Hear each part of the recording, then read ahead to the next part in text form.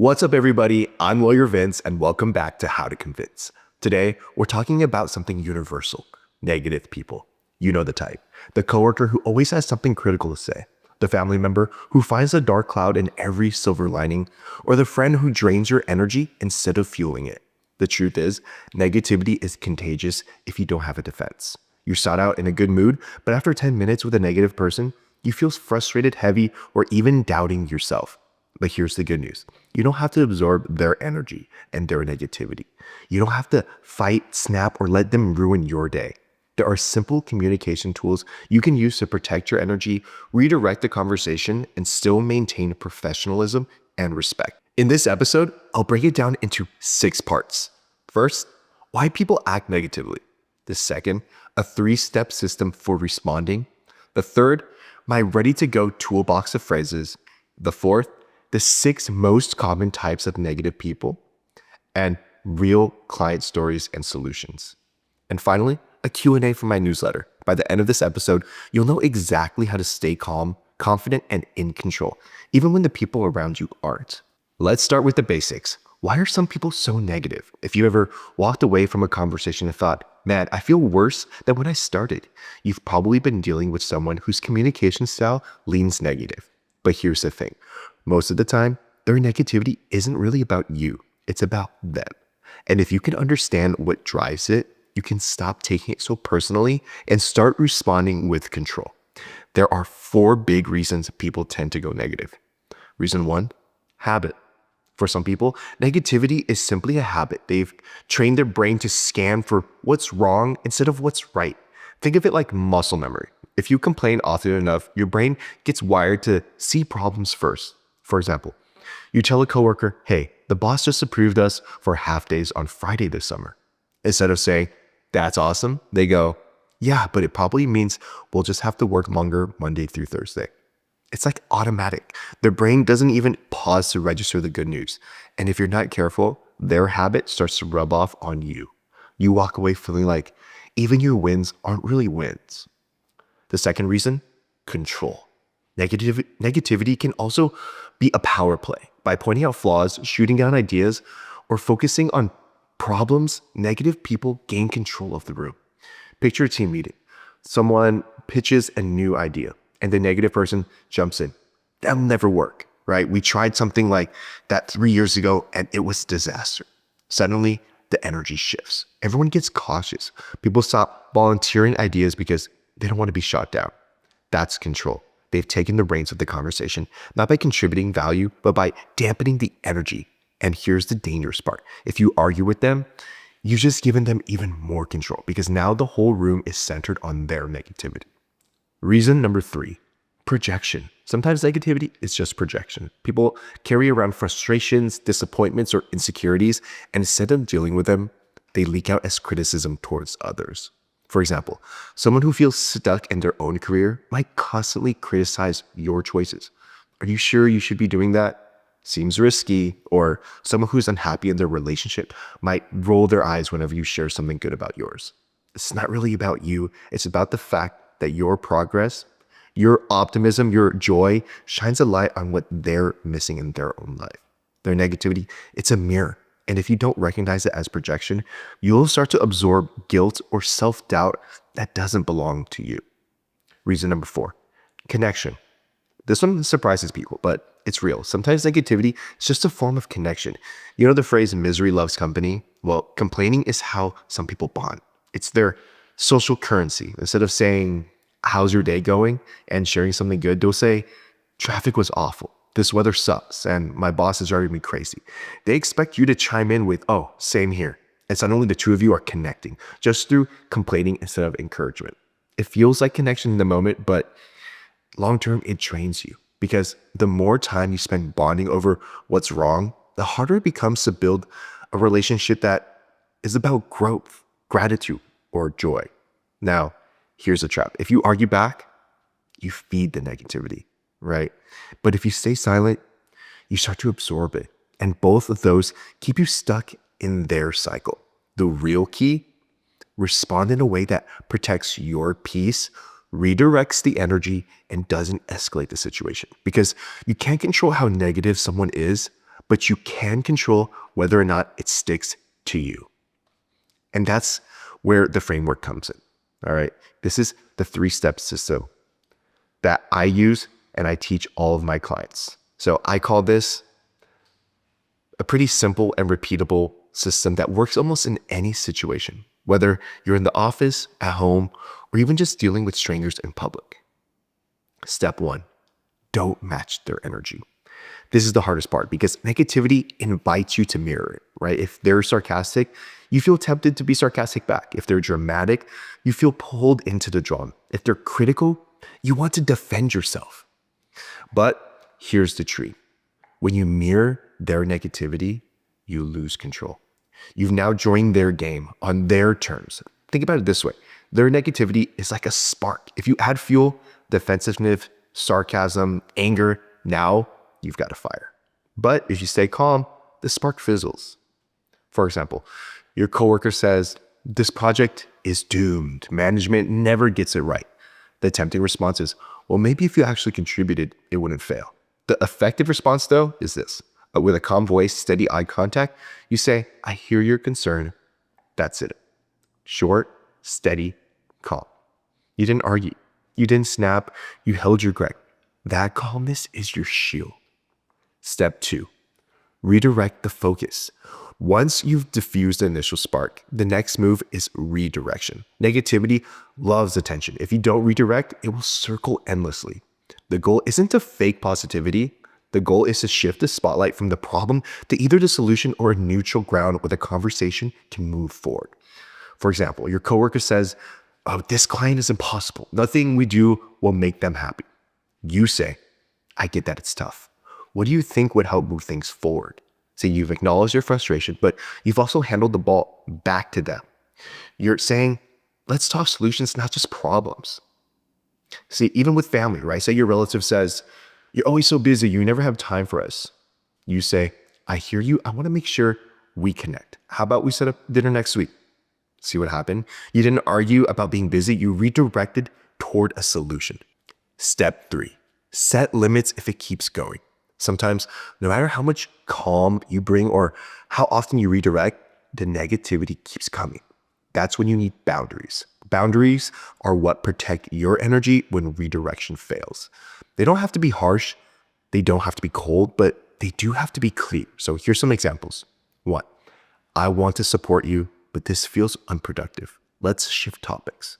Or 2, I'm not the right person to vent to about this. Maybe it would help to write it down or talk it through with someone else. 3, I care about you, but constant negativity makes it hard for me to engage. Let's talk about something lighter. Boundaries work because they do 2 things at once. They affirm the relationship and they protect your peace. So here's a scenario where this plays out. Imagine you have a coworker who complains every single morning. You've tried redirecting, asking them what could help, suggesting solutions, nothing works. At some point, you set a limit. You say, I get that mornings are rough, but I don't want to start my day with complaints. Let's keep this light, yeah? See, you're not attacking them. You're setting terms for how you allow conversations to impact your energy. Why this sequence works? See, the reason is this 3-step rhythm works so well is because it mirrors the way negativity escalates. 1, the first spark. You stay calm so it fizzles. 2, the lingering tension, right? You redirect so the energy shifts. Then the 3rd is persistence. You set your limits so your boundary is clear. It's not about shutting people down. It's about steering interactions so that you remain in control of your own peace. And here's the kicker. When you practice this system consistently, negative people stop bringing that energy to you because they learn it doesn't get traction. Now, let's get practical. When you're face to face with negativity, the last thing you want to do is stand there thinking, what do I even say right now? That's why I like this toolbox of ready to go phrases. They're short, respectful, and easy to remember. These lines protect your peace, keep the conversation moving, and help you avoid either snapping back or silently absorbing someone else's bad energy. Here are my favorites, along with why they work. The phrase number 1, that sounds frustrating.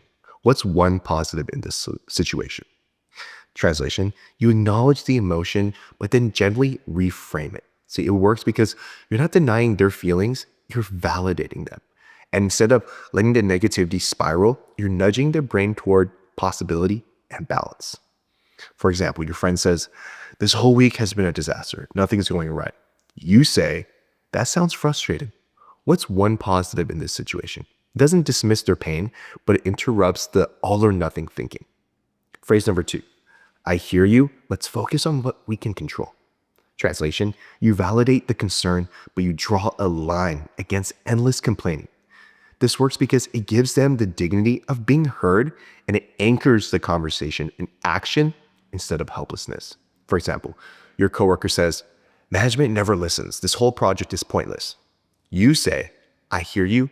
Let's focus on what we can control." Suddenly, you've shifted from victim mode to problem-solving mode. Phrase number 3, "I'd rather talk about something uplifting. How's X going?" See the translation? It's clear, polite redirection, and it works because it sets a gentle boundary. This topic isn't working for me. And it doesn't just leave silence. You offer them a new lane. For example, a family member says, "Everything's a mess these days. The world is falling apart." You say, "I'd rather talk about something uplifting. How's your new garden going?" See, it's firm without being harsh. Phrase 4, "What do you think would help?" The translation, you flip negativity into responsibility. See, complainers often want to vent without accountability. And by asking this, you subtly push them towards solutions instead of problems. Say your coworker says, "This client is impossible. They're never satisfied." You say, "What do you think would help?" Now the ball's in their court. They can either come up with a constructive idea or realize they're just venting. The 5th phrase, "Let's park that for now and come back to it later." Translation, you acknowledge the issue, but you stop it from hijacking the whole moment. See, it works because it keeps meetings or conversations from spiraling into negativity, and it gives space for perspective before revisiting the topic. Say a teammate of yours says, "This whole plan is flawed. I don't even know why we're bothering." You say, "Let's park that for now and come back to it later." You validated their concern without letting it sink the ship. Phrase 6, "I get where you're coming from. I'm choosing to look at it differently." Translation, agree where you can, then assert your perspective. This works because it avoids direct confrontation and it reinforces that you're not buying into the negativity. Say your friend says, "There's no point trying. Everything always fails." You say, "I get where you're coming from. I'm choosing to look at it differently." Notice the word choosing. It signals you're taking control of your mindset. Phrase 7, silence plus a smile. Translation, sometimes the most powerful response is no response. And it works because you don't reward the negativity with your energy. Your silence sends the message, "This doesn't get traction with me."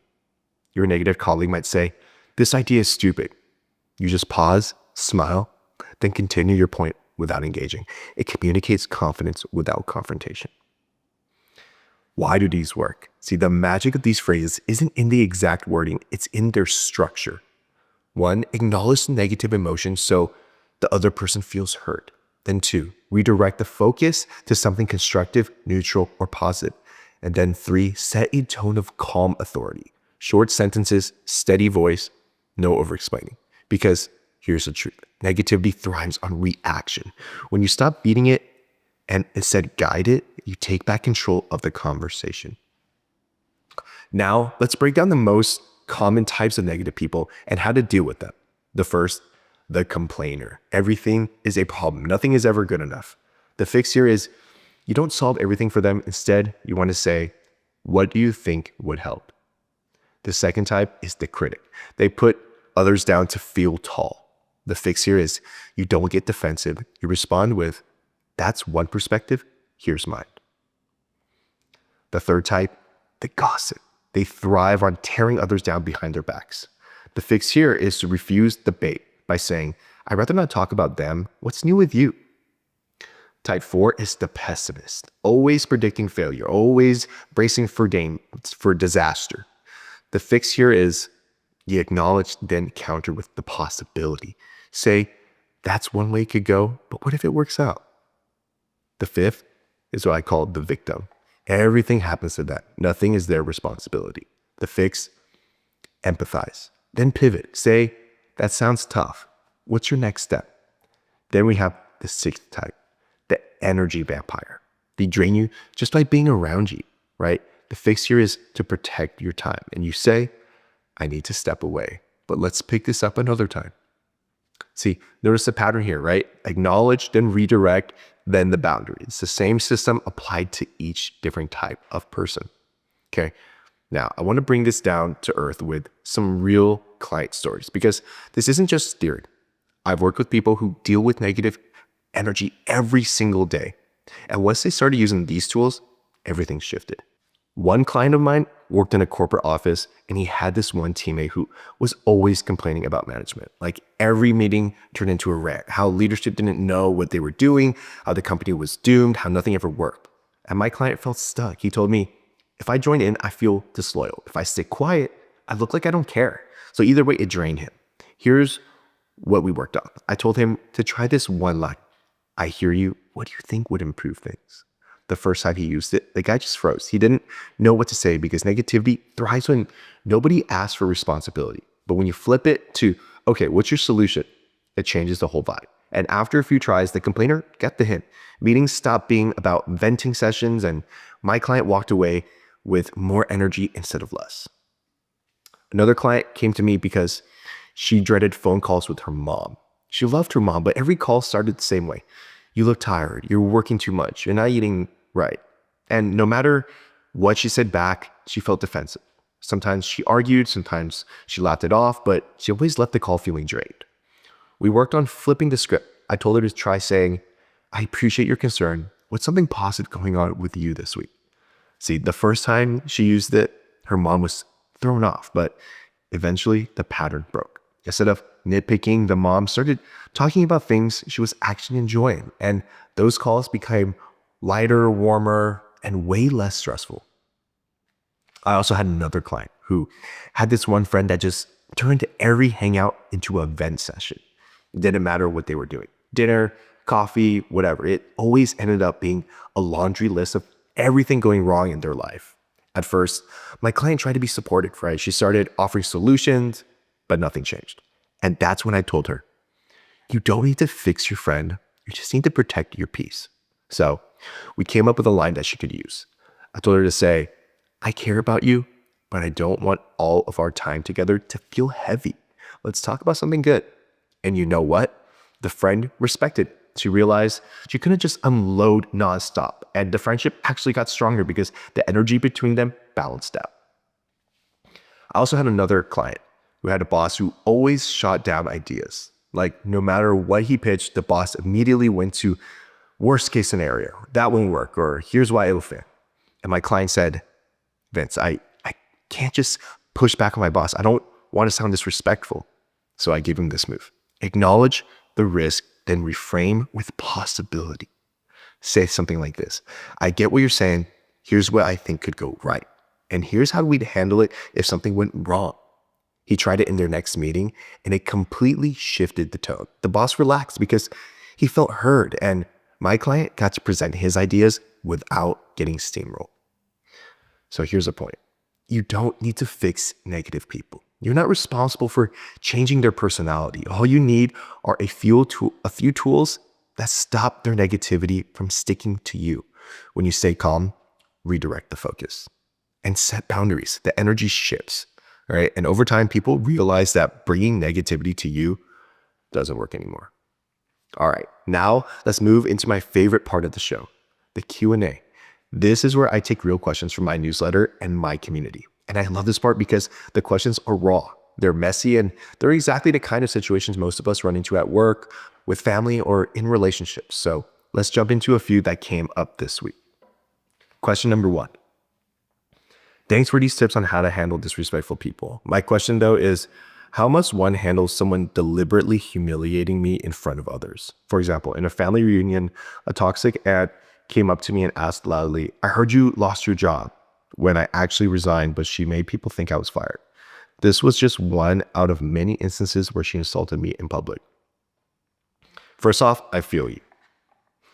That stings because honestly, it's not just an insult, right? It's public. And when someone tries to humiliate you in front of others, the real power move is not to match their drama with more drama. Instead, you keep your tone calm, steady, and you reclaim the narrative.